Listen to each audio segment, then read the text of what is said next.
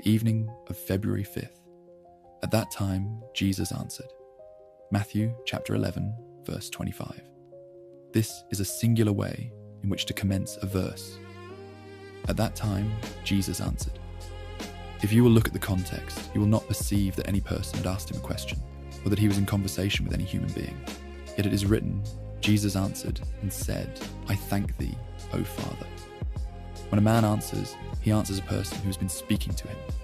Who then had spoken to Christ, his Father? Yet there is no record of it. And this should teach us that Jesus had constant fellowship with his Father, and that God spake into his heart so often, so continually, that it was not a circumstance singular enough to be recorded.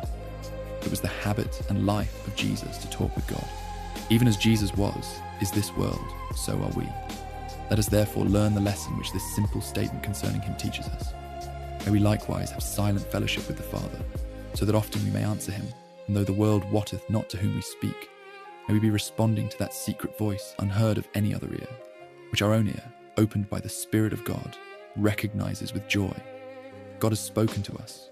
Let us speak to God, either to set our seal that God is true and faithful to his promise, or to confess the sin of which the Spirit of God has convinced us, or to acknowledge the mercy which God's providence has given, or to express assent to the great truths which God the Holy Ghost has opened to our understanding. What a privilege is intimate communion with the Father of our spirits. It is a secret hidden from the world, a joy with which even the nearest friend intermeddleth not. If we would hear the whispers of God's love, our ear must be purged and fitted to listen to his voice. This very evening, may our hearts be in such a state that when God speaks to us, we, like Jesus, may be prepared at once to answer him.